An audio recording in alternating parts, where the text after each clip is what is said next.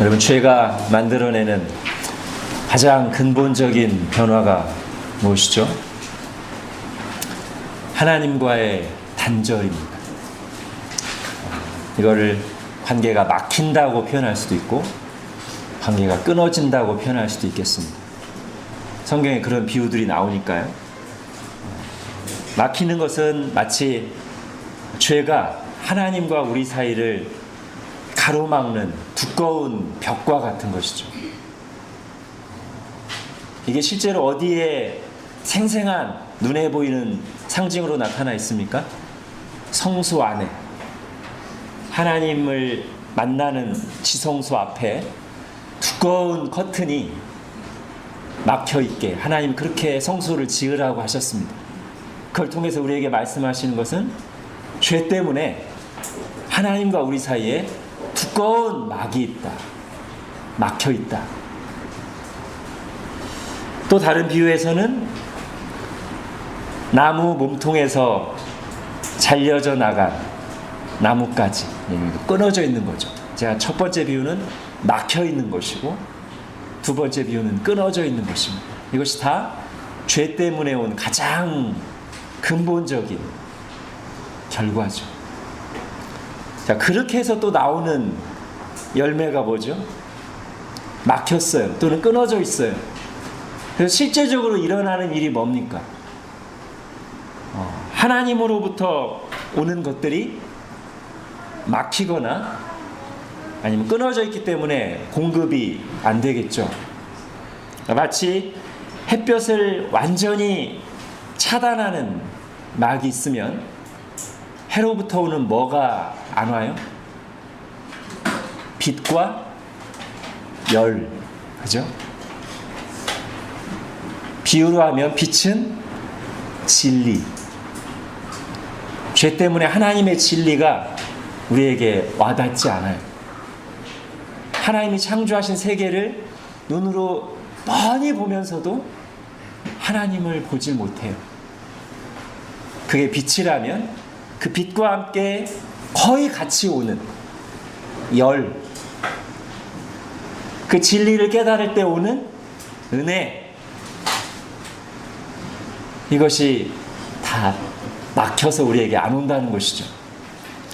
나뭇가지에 잘려져 나간 비유를 또 든다면 나무에서 끊어져 있기 때문에 뭐가 안 와요? 나무에서부터 올라오는 진액이 공급되지 않아요. 그것은 하나님에게서 오는 생명, 즉 하나님으로부터 받아 누리는, 하나님께 반응하게 하는 영적인 힘, 그것이 공급되지 않아요. 또는 그 결과로 오는 참 기쁨, 진정한 평안, 이런 것들이 다 단절되어 있어요. 이것뿐이 아닙니다. 또 있습니다. 하나님과 단절되어 있기 때문에 오는 결과. 자, 계속 벽이 막고 있고 계속 끊어져 있으면 이 상태가 고착되죠. 그러면 이제 그 사람은 모든 것을 하나님 없이 생각하게 돼요.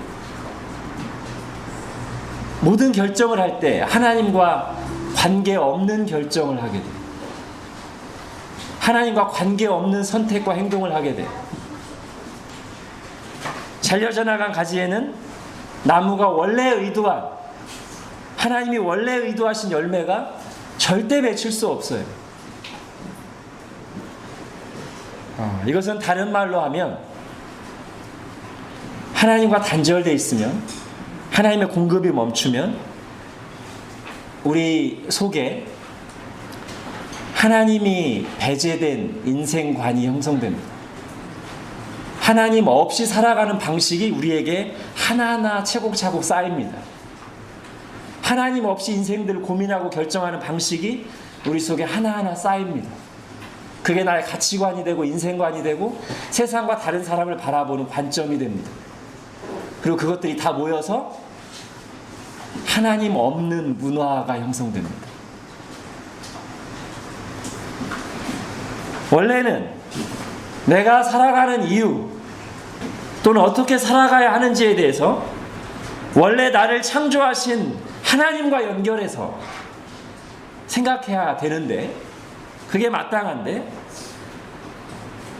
그것이 배제된 하나님이 날 창조하신 의도 길에서 완전히 이탈한 방식의 사고방식, 생활 방식으로 살아가게 된다는 것이죠. 자, 제가 지금 하나님과 단절되기 때문에 오는 결과 두 가지로 얘기했습니다.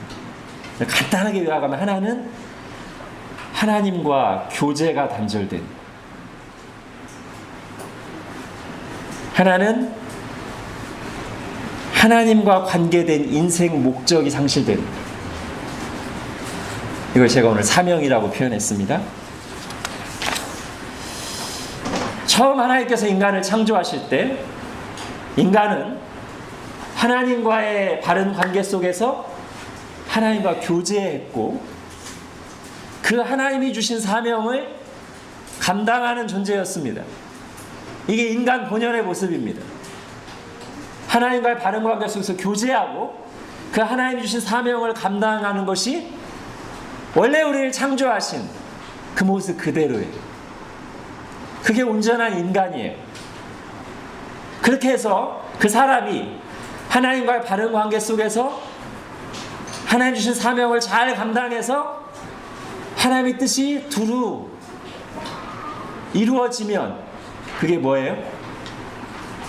하나님의 나라예요. 그게 성경이 말하는 하나님의 나라예요. 그래서 하나님의 나라는 중요한 두 가지 내용이 있어요. 제가 여러 번 하나님 나라에 대해서 했죠.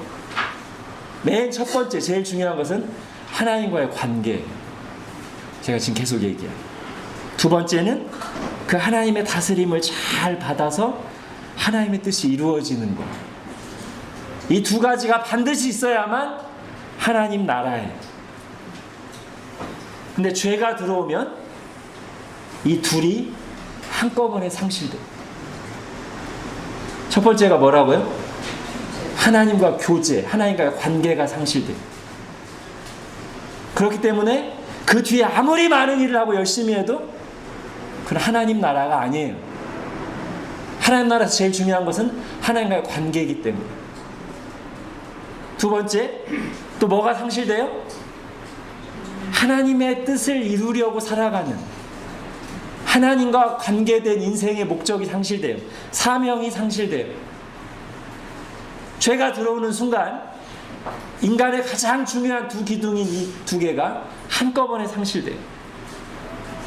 그리고는 원래 하나님께서 하나님과 교제하도록, 그리고 하나님의 뜻을 이루도록 우리에게 주신 모든 것, 생명, 재능, 은사, 소위 이 모든 것을 더 이상 하나님을 위해 사용하지 않고,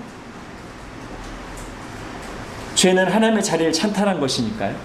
자기가 하나님의 자리에 앉아서 하나님의 뜻을 이루라고 주신 모든 것을 자기 자신을 위해 사용하게 돼요. 여기에는 더 이상 사명의 개념은 없어지는 거예요. 사명은 하나님의 뜻을 이루는 게 사명인데, 하나님과의 관계가 단절되고 하나님과 관계된 인생과 목적이 없어지기 때문에 모든 것이 자기 중심이 되고, 거기에는 아무리 열심히 산다고 할지라도 성경이 말하는 의미의 사명은 존재할 수 없게 돼요.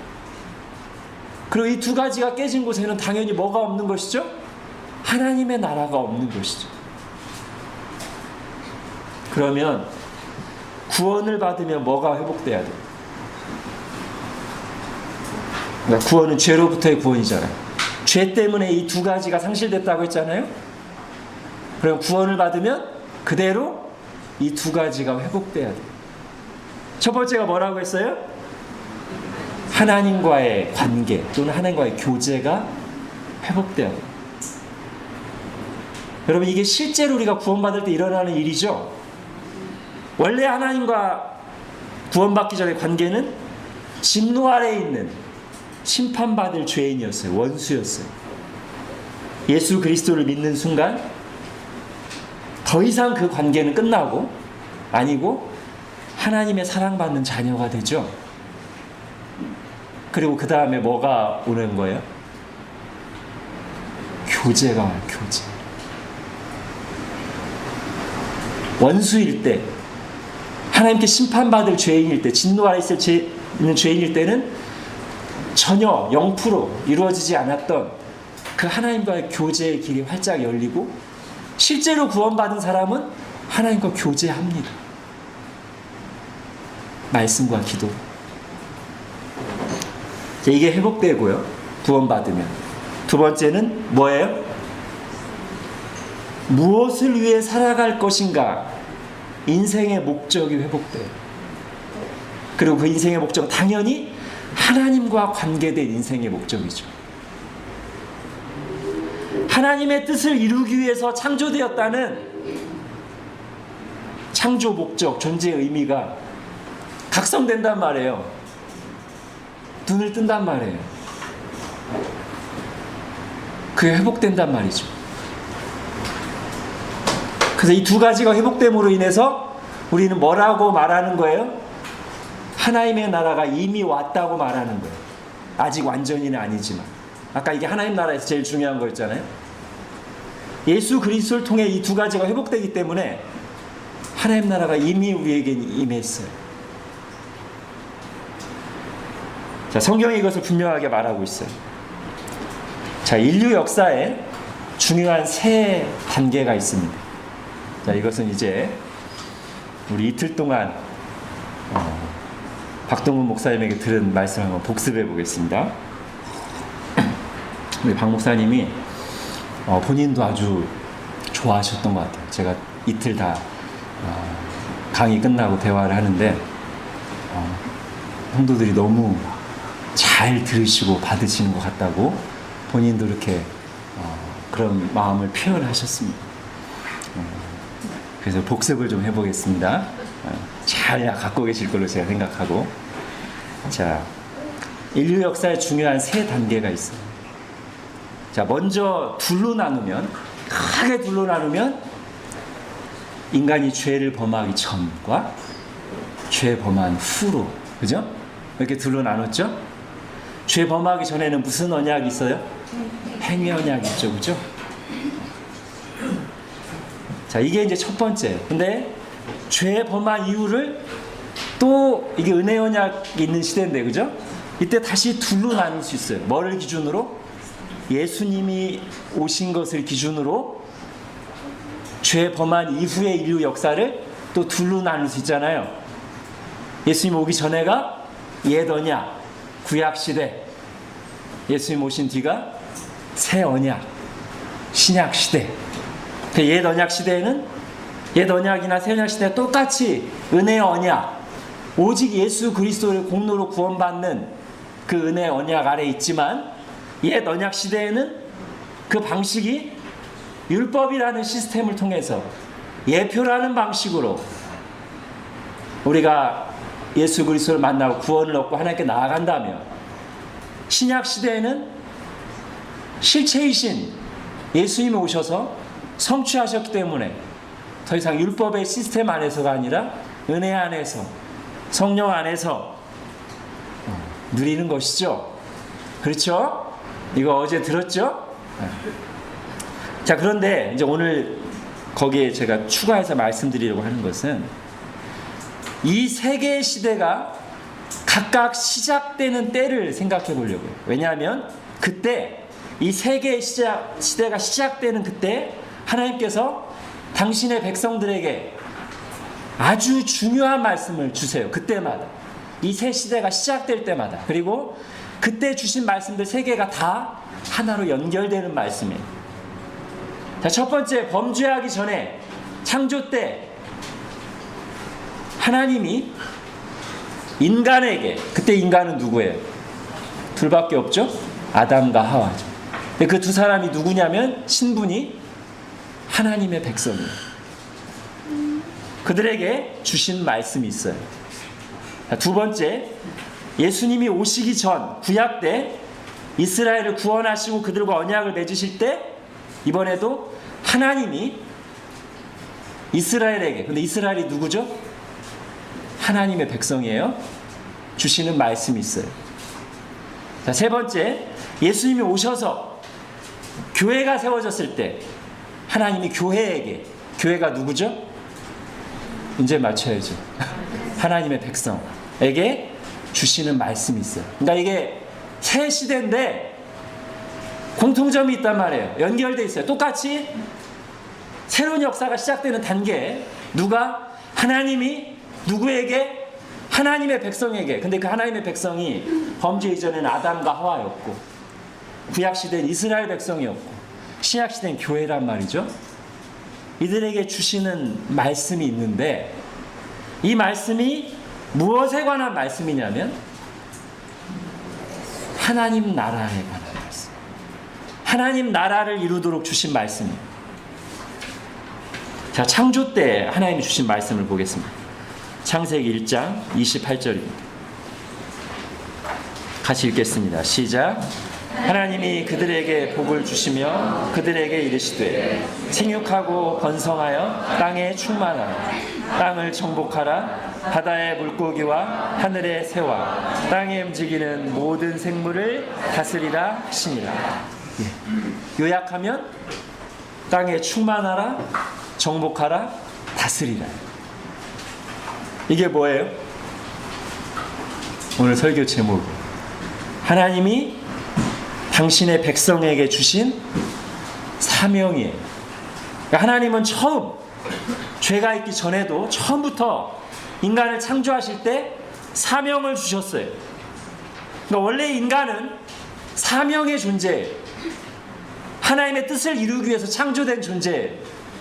그런데 이때 하나님이 인간에게 주신 이 사명이 뭐를 이루기 위한 사명이라고요? 예, 하나님의 나라를 이루기 위한 사명. 이게 죄가 들어오기 전에 하나님 나라를 이루라고 주신 말씀입니다. 여기에는 하나님이 계시고 하나님과 바른 관계를 맺고 있는 하나님의 백성이 있어요. 아직 죄가 들어오기 전이니까 제가 하나님과 바른 관계라고 말씀드리는 겁니다.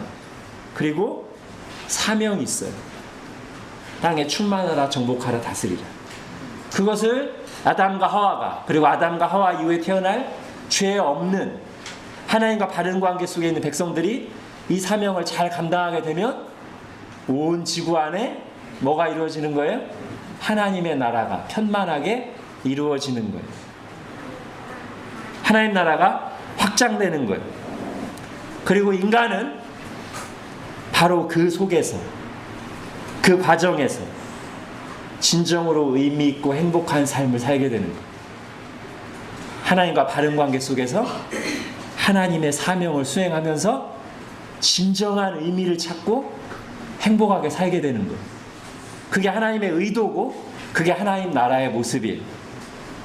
그런데 이제 죄가 들어오고 나서는 똑같이 하나님의 백성들에게 하나님 나라를 이루어 가시는 것에 대해서 말씀하시는데 아주 중요한 내용이 하나가 첨가가 돼요. 이 세 시대 중에 죄가 없는 첫 번째 시대에는 잘 안 드러났던 이 두 번째, 세 번째 시대에는 똑같이 하나님께서 하나님의 백성에게 하나님 나라를 이루라고 말씀하시는데 여기에는 잘 안 보이던, 아담과 하와에게 처음 말씀하실 때는 잘 안 보이던, 죄가 들어오기 전에는 잘 안 보이던 중요한 내용이 이 두 군데에서 보여요. 그리고 그게 제일 중요한 게 돼버렸어요. 이게 뭘까요? 자, 하나님 나라는 다시 하나님과 바른 관계 속에서 하나님 사명을 수행하면서 이루어져요. 근데 아담과 하와는 하나님과의 바른 관계가 있었어요. 첫 단추가 잘 채워져 있었어요. 그래서 바로 사명에 대해서 말씀하셨어요. 그 사명을 수행하면 그냥 그 자체로 하나님 나라가 이루어지는 거였어요. 근데 죄가 들어오고 나서는 뭐가 깨지는 거예요? 이 첫 단추가 깨졌어요. 하나님과의 관계가 깨졌어요. 사명으로 나가기 전에, 하나님의 일을 하기 전에 더 중요한 하나님과의 바른 관계가 깨졌어요. 그래서 이제 두 번째, 세 번째 역사의 시작점에서는 하나님께서 하나님 나라를 말씀하실 때 사명을 말씀하시기 전에 그보다 훨씬 중요하게 뭐에 대해서 말씀하세요? 하나님과의 관계 회복에 대해서 말씀하세요. 그리고 그게 결국 뭐죠? 구원에 대해서 말씀하세요. 내가 너를 구원했다. 그래서 너는 내 백성, 내 자녀가 되었다. 내가 너를 구원하여서, 선택하고 구원해서 나와 너의 깨어진 관계가 이제 회복되었고, 나와 너는 특별한 또는 바른 또는 사랑의 관계를 맺게 되었다. 자, 우리 성경 두 구절, 구약에서 하나, 신약에서 하나 보겠습니다. 출애굽기 20장 먼저 읽겠습니다. 시작. 하나님이 이 모든 말씀으로 말씀하여 이르시되 나는 너를 애굽 땅 종되었던 집에서 인도하여 낸 내 하나님 여호와니라. 예, 이게 무슨 얘기죠? 구원에 대한 얘기고 하나님과 하나님 백성 간의 관계에 대해서 말씀하신 얘기죠. 자, 신약에서는 베드로전서 2장 9절 10절 읽겠습니다. 시작. 그러나 너희는 택하신 족속이요 왕같은 제사장들이요 거룩한 나라요 그의 소유가 된 백성이니 이는 너희를 어두운 데서 불러내어 그의 기이한 빛에 들어가게 하시니에 아름다운 덕을 선포하게 하려 하심이라. 너희가 전에는 하나님의 백성이 아니더니 이제는 하나님의 백성이요 전에는 긍휼을 얻지 못하였더니 이제는 긍휼을 얻은 자니라. 이것도 똑같은 말씀이에요. 구원에 대한 말씀이고 하나님과 교회의 관계에 대한 말씀이에요. 그 여기 10절에 보면 뭐가 들어가요? 너희가 전에는 하나님의 백성이 아니었는데 이제 하나님 백성이 되었다. 아담과 하와에게 말할 때는 그냥 이미 하나님의 백성이기 때문에 그냥 사명을 말씀하시면 됐는데 이제는 그 전에 이게 있어야 되는 거예요. 하나님의 백성이 되는 일이, 구원이, 관계의 회복이 있어야 되는 거예요. 그런데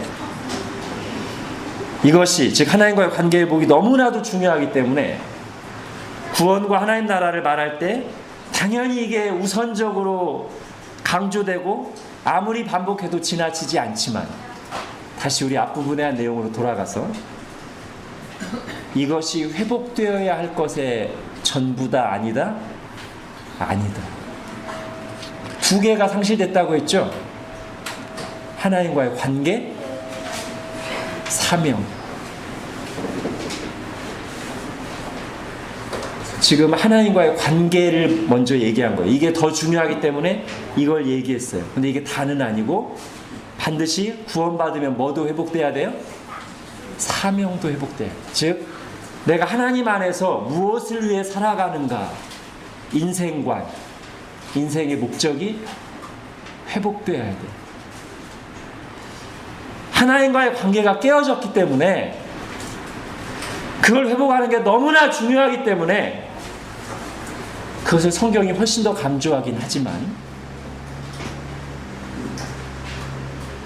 그게 회복될 때는 반드시 사명도 회복돼야 되고 사실은 하나님과의 관계가 회복되면 사명도 즉 내가 무엇을 위해서 살아가야 되는가도 따라오게 돼 있어요.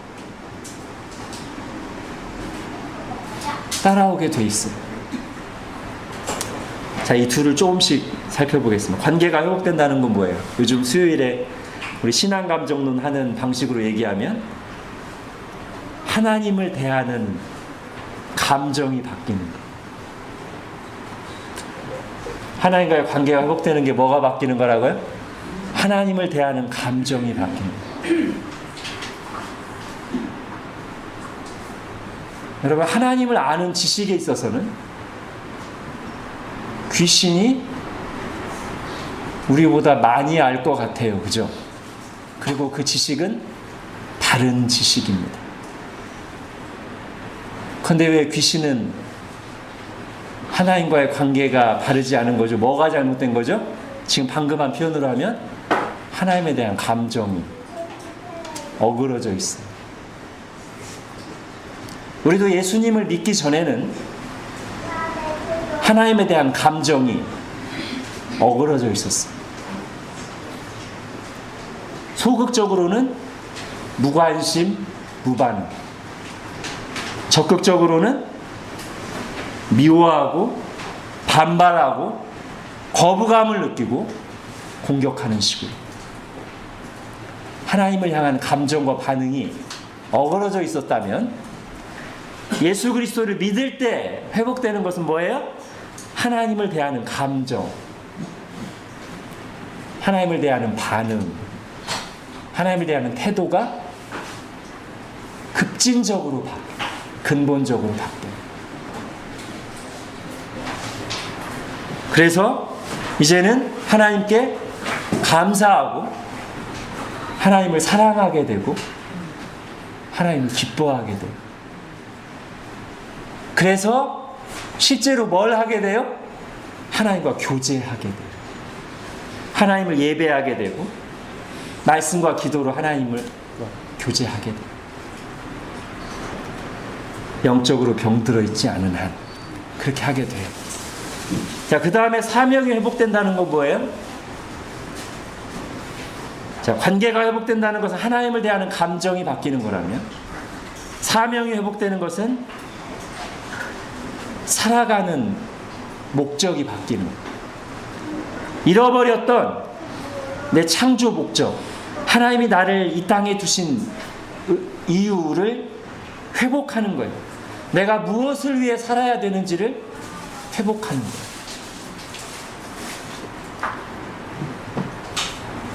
자기 만족을 위해 더 많이 소유하고 더 높이 올라가고 더 편안해지고 더 즐기며 사는 것을 목표로 하는 인생관, 이건 하나님과 단절되어 있을 때 형성된 인생관이죠. 이것이 아무 의미 없는 것이구나, 틀렸구나, 이거 아니구나 라고 알고 돌이켜서 하나님을 위해 살고자, 하나님의 뜻을 이루기 위해 살고자, 하나님 나라를 추구하며 살아가는 인생의 목적을 회복하게 돼요. 예수님을 만나면. 그렇죠? 즉 하나님과의 관계가 회복된 사람은, 하나님을 향한 감정이 급진적으로 바뀐 사람은 하나님과의 관계 속에서 인생을 바라보는 관점도 급진적으로 바뀌는 거예요. 구원받아서 하나님에 대한 감정이 바뀐 사람은, 하나님에 대한 감각이 살아난 사람은 나를 창조하신 하나님의 목적에 대해서 진지하게 생각하게 되고, 거기에서 내가 왜 살아야 되는지, 무엇을 위해 살아야 하는지를 발견하게 돼요. 이전에는 그냥 태어났으니까 살고, 사람들이 다 먹고 살기 위해, 성공하기 위해 휩쓸려 살아가는데, 나 혼자 가만히 있으면 경쟁에서 밀리니까 그 거대한 흐름에 휩쓸려서 그냥 살아갔다면, 예수님을 만나게 되면 나를 창조하시고 사랑하시는 하나님을 알고 나서는 하나님이 나를 창조하시고 이 땅에 두신 목적, 그 이유를 생각하게 되고, 거기에서 인생의 목적과 의미를 발견하게 된다는 거예요. 구원받아서 하나님에 대한 감정이 바뀐 사람은 하나님이 주신 것들, 생명, 재능, 시간, 소유를 하나님을 위해, 하나님의 뜻을 이루기 위해 사용해야 한다는 이해가 생기고, 좀 더 적극적인 표현을 쓴다면 하나님을 위해 사용해야 한다는, 사용하고자 하는 소원이 생기게 돼요. 이것이 구원받을 때 일어나는 정상적인 회복이고 온전한 회복입니다. 여러분, 하나님과의 바른 관계와 하나님 안에서 내가 어떤 인생의 목적을 가지고 살아가느냐는 한 세트예요. 인간이 어떤 존재인지를 말해주는 한 세트이고, 하나님 나라가 뭔가를 말해주는 한 세트이고, 구원받을 때 회복돼야 될 것이 무엇인가를 말해주는 한 세트예요. 이게 끊어져서 하나만 따라오는 경우는 없어요. 죄가 들어왔을 때 이 둘이 한꺼번에 깨지고 상실됐기 때문에, 죄의 하나님이 우리를 구원하실 때는 이 둘이 같이 회복되는 거예요. 비유하자면 이런 것이죠. 병은 나았다고 하는데 병의 증상과 통증은 그대로 있어요. 이게 회복된 거예요? 아니에요? 의사가 병은 나았다고 선포했어요. 근데 병의 증상과 통증은 계속 그대로 있어요. 그럼 이게 정말로 병이 나은 건지 회복된 건지 아무 의미도 없잖아요. 또는 부부싸움 하고서 집을 나간 남편하고 전화로 화해를 했어요. 근데 남편은 계속 집에 안 들어와. 그럼 이게 지금 화해가 온전하게 된 거예요? 아니에요? 그런 비슷한 거예요. 하나님과의 관계가 단절될 때 하나님과의 교제가 깨지고 하나님이 나에게 주신 창조 목적, 나를 창조하신 목적, 인생의 목적이 다 상실됐어요. 예수 그리스도를 믿고 구원을 받으면 하나님과의 관계, 교제가 회복되면서 같이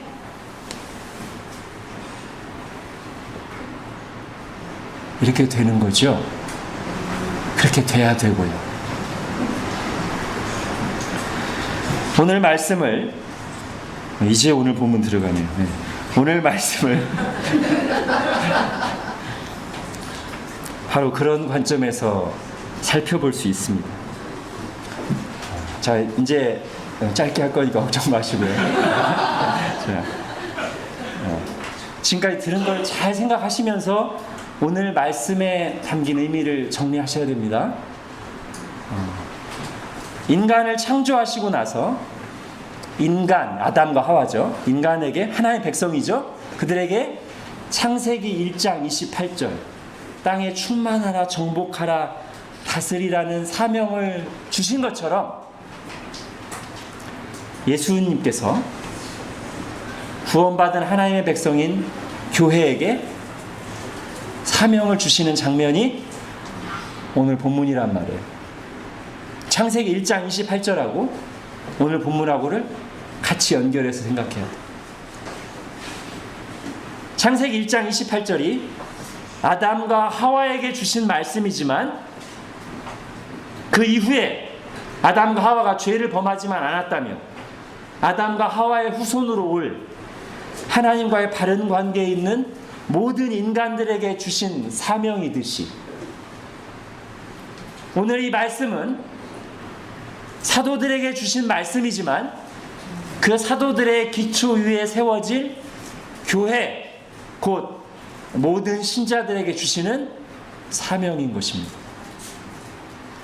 창세기 1장 28절이 죄가 들어오기 전에 하나님의 나라를 이루도록 확장해 가도록 주신 사명이라면 마태복음 28장 18절에서 20절은 죄로 깨어진 세상에서 예수 그리스도를 통해 하나님의 나라를 이루도록 확장해 나가도록 주신 사명입니다. 그러므로 아담과 하와가 죄를 범하지만 않았다면 아담과 하와의 후손으로 올 모든 사람들이 내가 뭘 위해서 어떻게 살아야 되는지를 생각할 때 제일 먼저 창세기 1장 28절로 가야 되듯이 사도들의 기초 위에 세워진 교회 곧 모든 신자들이 그리스도 안에서 내가 무엇을 위해 어떻게 살아야 될까를 생각할 때 제일 먼저 가야 될 곳이 마태복음 28장 18절에서 20절 말씀이라는 거예요. 교회는 또는 교회 지체가 되는 모든 구원받은 하나님의 백성들은 예수 그리스도와 바른 관계를 맺으면서 예수님이 주신 이 사명을 교회에 주신 이 사명을 교회의 지체가 되는 나의 사명으로 여기고 받고 이 말씀 안에서 내가 이 땅에 살아가는 존재 이유의 큰 그림을 발견하는 물론 이 사명을 이루기 위한 또는 이 사명에 동참하기 위한 각자 신자들의 구체적인 역할과 방식은 아주 다양해요. 저처럼 말씀을 전하는 사람이 있지만 또 다 각자 다른 역할들이 있죠.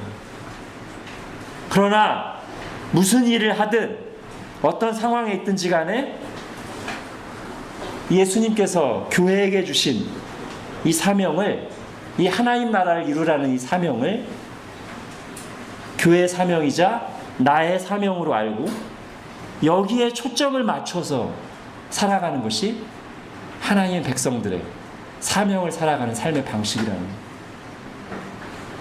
이 지상명령을 이루기 위해, 이 하나님 나라를 이루라는 사명을 성취하기 위해 다른 지체들과 함께 살아가도록 우리가 이 땅 위에 있는 거예요. 구원받은 하나님의 백성들이. 그리고 이 말씀에는, 이 말씀 자체가 사명이기도 하지만 하나님 나라를 이루어 가기 위한 중요한 원리가 들어있어요. 사명인 동시에 사명을 수행하기 위한 기본 원리가 들어있어요. 그게 뭐죠? 20절. 전체가 다 그럴 수 있습니다만, 모든 것을 가르쳐 지키게 하라. 여러분, 세상에서도 어떤 일들을 제대로 수행하기 위해서는 배우고 준비하는 과정이 있잖아요. 세상에서 쓸모있는 사람이 되기 위한 교육 과정이 있잖아요. 그 교육을 맡은 대표적인 기관이 어디예요? 가정과 학교예요. 그죠? 세상에서 일을 하려고 그 교육 과정을 겪잖아요. 마찬가지로 하나님 나라를 이루기 위해, 하나님 나라 사명을 감당하기 위해서 배우고 준비하는 일이 필요하고 그 일을 감당하는 교육기관이 있어요. 하나님 나라 학교죠. 우리 모두는 하나님 나라 학교의 학생입니다. 물론 이 학교는 넓게 보면 하나님은 언제 어디서나 우리를 깨우치시고 훈련하시고 준비하시기에 모든 곳이, 모든 시간이, 우리의 인생 전체가 하나님의 학교라고 말할 수 있어요. 광야의 학교, 고난의 학교, 세상의 학교 등등. 그러나 그건 하나님의 큰 틀에서 섭리 가운데 말하는 것이고, 하나님의 백성들을 교육하고 준비시키도록 하나님으로부터 사명을 받아서 그 일을 공적으로 감당하도록 세우신 기관은 가정과 교회란 말이에요. 모든 것을 가르쳐 지키게 하라는 사명이자 사명을 감당하기 위해서 교육하고 준비시키는 이 일을 하도록 공식적으로 하나님이 세우신 기관이 가정과 교회란 말이죠. 이게 있어야만 하나님 나라 사명을 감당할 수 있어요. 또는 이것을 하는 것 자체가 이미 하나님 나라를 구하는 일이고 하나님 나라 사명을 감당하는 중인 거예요. 그리고 여기에는 헌신이 요구돼요. 주님이 분부하신 모든 것을 가르치기 위한 헌신이 필요하고, 그건 제가 그 헌신을 잘 해야 되겠죠. 이거에 상응하는 어떤 헌신이 또 반드시 있어야 돼요. 주님이 분부하신 모든 것을 배우기 위한 헌신이 있어요. 그렇죠? 주님의 이 말씀을 이루기 위해서는 가르치는 헌신이 있어야 되고 배우는 헌신이 있어야 돼요. 그래야 하나님 나라가 이루어져요. 그리고 또 뭐가 나와요? 가르쳐 지키게 하라. 이 하나님의 말씀을 지키게 하기 위한 헌신이 필요해요. 또 어떤 헌신이 필요해요? 이 하나님의 말씀을 지키기 위한 헌신이 필요해요. 이것이 교회의 사명이면서 교회를 이루는 모든 신자들이 각자의 삶 속에서 하나님의 뜻을 이루기 위한, 즉 사명을 감당하기 위한 가장 기초가 된 사명이자 준비 과정이에요. 그리고 주님께서는 교회가 이 명령에 순종해서 나갈 때 함께 하시겠다고 약속하셨어요. 여러분, 이 말씀과 연관돼서 한번 생각해 보십시오. 제가 오늘 기도할 때도 하나님을 가까이 하라. 그래야만 너희를 가까이 하시리. 그렇죠? 원래 하나님은 늘 우리와 가까이 계시잖아요. 근데 하나님이 하나님을 가까이 해라. 나에게 교제하러 나와라. 그럼 내가 너를 정말 친밀하게 교제하며 은혜를 부어주겠다. 약속하신 거지 않습니까? 그리고 실제로 하나님께 나가는 자들이 하나님과 교제하는 은혜와 기쁨을 누리지 않습니까? 마찬가지로 여기 너희와 항상 함께 있으리라는 어떤 명령과 연결되는 약속이에요? 모든 것을 가르쳐 지키게 하라. 사명을 수행하라는 명령과 연결되는 약속이에요. 그러니까 누가 하나님이 함께 하심을 또는 하나님이 함께 하시는 하나님의 은혜와 능력을 생생하게 체험하겠어요? 모든 것을 가르쳐 또는 모든 것을 배워 지키려고 하는 사람들. 말씀을 열심히 준비하는 중에 하나님이 함께 하시고 도와주시고 은혜 베푸시고 능력 주시는 것을 경험할 것이고, 그 말씀을 잘 배우기 위해 듣는 자리에 나오는 사람들이 하나님이 그 말씀을 통해서 은혜 주시는 것을, 함께 하시는 것을 경험할 것이고, 이 말씀을 지키게 하기 위해서 권면하고 기도하고 씨름하고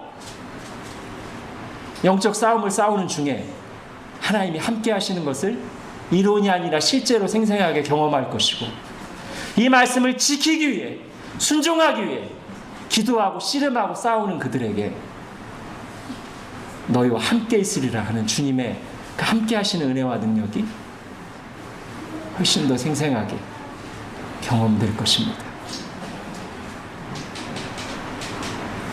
구원받은 신자들은 두 가지가 회복된 사람들이에요. 깨어졌던 두 가지. 첫 번째는 하나님과의 관계, 교제. 이게 회복됐어요. 두 번째는 사명. 하나님 안에서 내가 어떻게 살아야 되는가, 내가 이 땅에 존재하는 이유가 뭔가, 왜 나를 창조하시고 이 땅에 두셨는가가 회복됐어요.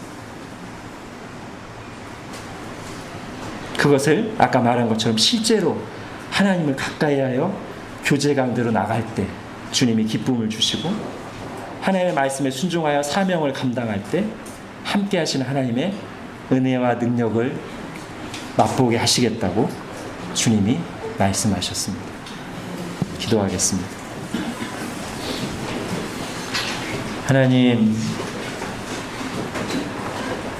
죄로 죽어있던 하나님을 감각하지 못하고, 그래서 하나님이 나를 이 땅에 창조하신 목적도 상실했던 우리들을 예수 그리스도를 내어주셔서 구원하심으로 하나님을 감각하게 되고 하나님과 교제할 수 있게 되었고, 더불어 하나님이 나를 이 땅에 존재하게 하신 이유, 내가 무엇을 해서 어떻게 살아가야 하는지도 회복되게 하여 주셨습니다. 하나님, 이것이 얼마나 큰 은혜인 줄을 알고, 이것이 이론이 아니라 정말 생생한 사실이 되도록 우리가 주님의 명령과 약속을 따라 하나님을 가까이 하고 교제하기 위해서 나아가고, 또 모든 것을 가르쳐 지키게 하라는 주님의 말씀에 순종하여 사명을 감당함으로 주님께 가까이 하는 자에게 가까이 하시며 기쁨을 주시는 은혜와 사명에 순종하며 싸우는 자들에게 주시는 하나님의 도우심과 인도하심과 은혜와 능력을 풍성하게 맛보고 누리고 하나님께 영광 돌리는 저희 모두가 되게 하여 주옵소서. 예수님의 이름으로 기도합니다. 아멘.